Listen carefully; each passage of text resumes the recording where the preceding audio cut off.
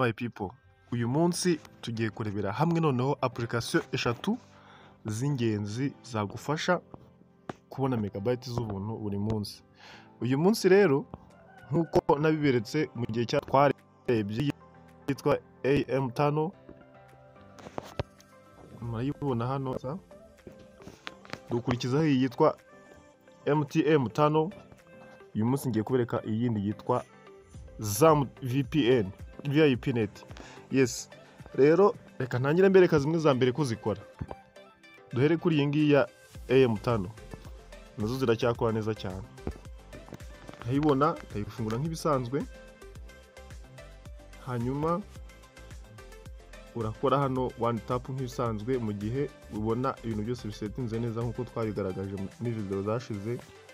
Murahabona, wituza ukikorera ahangaha kuri start. Yes, already connected successful. Urabona ko imaze kuba connected, bivuze ngo irimo irakora neza. Murabona ahangaha ko yabaye connected. Yes, hano ntimubibona iri connected. Reka noneho mbereke ni ya kabiri. Tongera dukure hano kwanditse stop kugira ngo tuyihagarike, kireho iyindi. Twagiye kuri MTM5 ngiyi, kanaho mbanze mbereke ko irimo ikora neza. Yes, hano uhita ukora OK. Wamara gukora OK, hano ugakora kuri leta. Aha,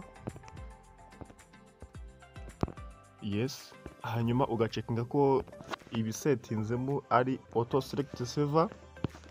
Hano hakaba harimo Word UDP Freenet network. Yes, ubwo nta kindi kintu ukora, uhita ugakora hano handitse start. Yes, murahabona start hano, ugikoraho nta bindi iba connected. Yes, yabaye icyatsi, murabibona namwe yabaye icyatsi, bivuze ko yamaze kuba connected. Mubibona neza, biragaragara yabaye icyatsi. Yes, reka tuyihagarike noneho mbereke iya gatatu. Iya gatatu kanyihagarike iyi ngiyi, ushyire iya gatatu, bayita ZAM VIPnet. Yes, ZAM VIPnet ngiri. Yes, turayikoraho, mbanze mbere kubyo tuyisetinga naho tuyidownloadinga kugira ngo biborohere. Ndababwiza ukuri ko umuntu utazakoresha internet y'ubuntu kagere guhendwa na internet, mbereka buri munsi uburyo wakiyaranja. Ibi bintu birizewe, nta kibazo, byemewe n'amategeko, nta kibazo. Yego, iyi ngiyi ayitandukanye n'izindi nuko buri simcard yose dufite mu Rwanda bayikoreshaho itari internet bikemera. Mango 4G, MTN na Tigo, kandi kuri buri telefone yose. Ndaza kubereka ukuntu bimeze, katuyitegereze ifunguke mbereke. Ntabwo urambirwa, utegereza akanya gatoya igafunguka nkuko bisanzwe. Ahangaha uninga Telegram, ukora kuri leta hano. Yes, aha, urabona ko ngewe isanzwe isetinzemo. Ahangaha harimo auto select server, ubwo bivuze ngo harimo server nyinshi. Kadukora urebe, harimo server nyinshi ariko nashyize kuko hejuru kariya kanditse ngo auto select server. Yes, niko nashyizemo, kagiyemo. Aha hepfo rero, aha urabona ko nashyizemo Rwanda Mango 4G Unlimited M King.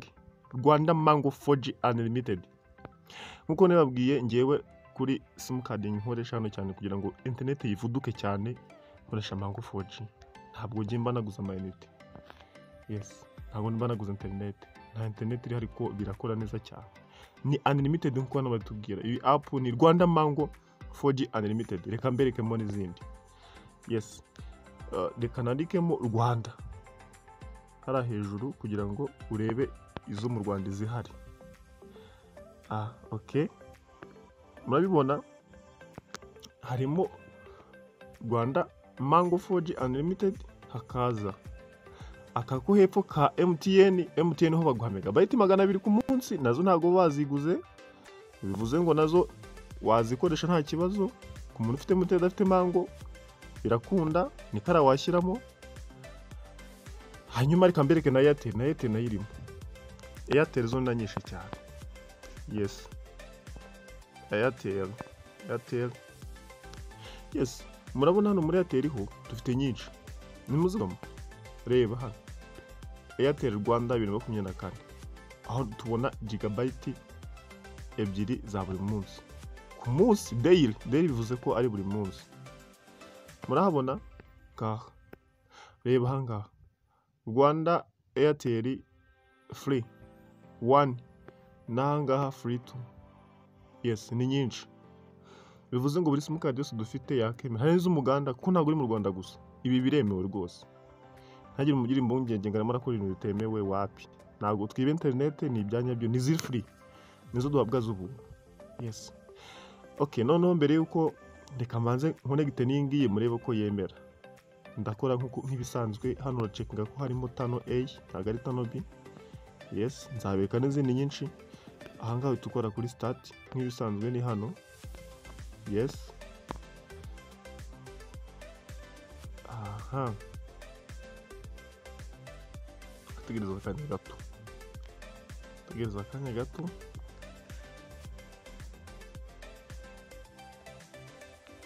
Tegereza akanya gato.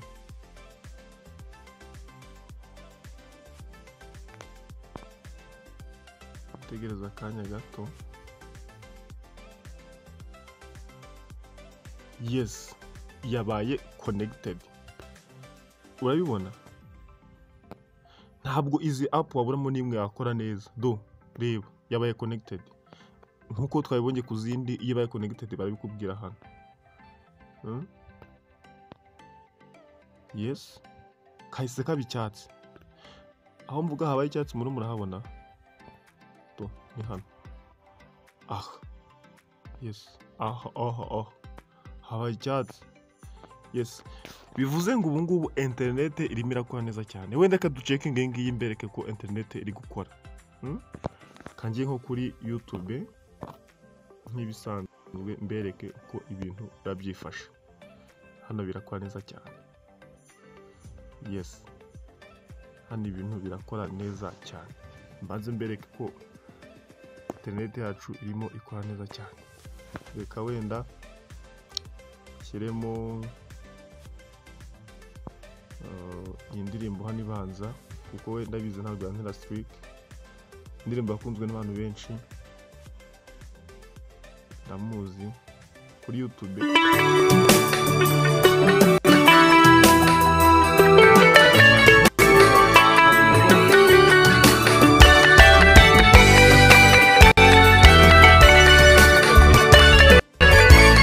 Mubonye neza rero ko irimo ikora neza. Ni yitwa Zam VIP. Mwayibonye muri Play Store nk'ibisanzwe mu install, nta kindi kintu bisaba.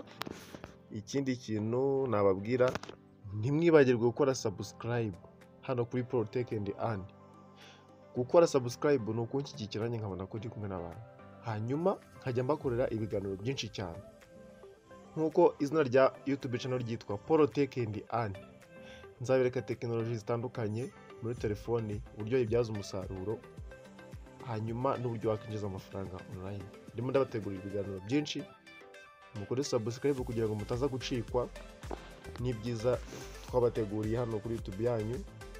Murakoze. Gukora subscribe nta kintu byaguhombyaho wapi, nta ngaruka gufite hombi, ahubwo no kudushyigikira kugira ngo murabizi ko nandi YouTube channel menshi cyane abaka subscribe hari icyo idufasha nkatwe baba YouTube creator. Sawa rero murakoze, Imana ibahe umugisha, murakarama.